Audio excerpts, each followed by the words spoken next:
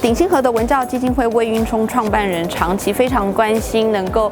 回馈家乡、带动家乡的一些经济活络发展。除了进行棒球的基层捐赠之外，我们从去年开始邀请96自转车进行国际型的这个自行车赛事。那在今年，我们特别把永靖乡成美文化园成为赛事的主场跟出发的起点，欢迎全台自行车车手以及加油的民众都能够来到永靖这边。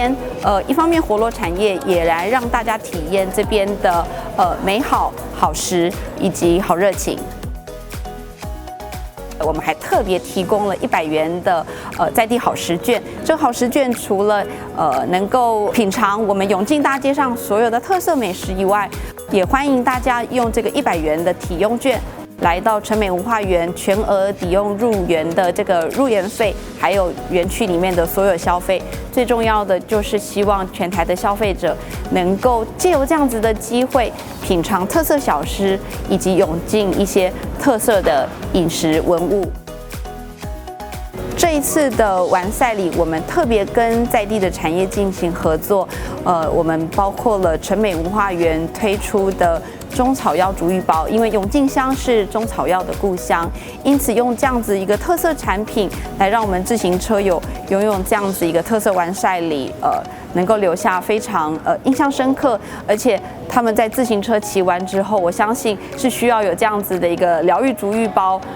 能够舒缓他们的疲累。这个是其中一项完赛礼，另外一项呢是我们特别邀请我们彰化在地的公益伙伴，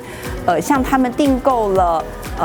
所谓的社头运动化。我想这应该是喜欢这个运动赛事，在强调袜子这个部分很重要的。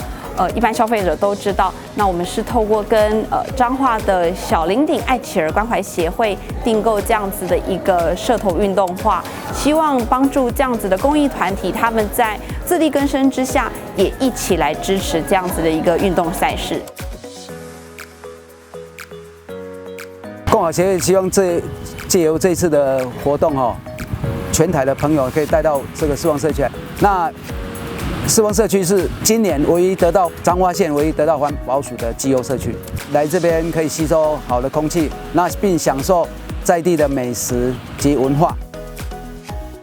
今年因为我们共好协会就邀请了全乡的社区一起来参加，有超过20个的村里来报名来参加啦啦队。那我们沿途在我们四望社区设了一个补给站，那我们有提供了中草药面线，还有这个消渴茶。那另外就是说，让大家能够补给体力，然后继续来骑车。因为永靖是一个老叶的故乡嘛，那所以我们有准备了老叶茶叶蛋及洛神花茶欢迎大家一起来到老叶，一起来享受这些美食。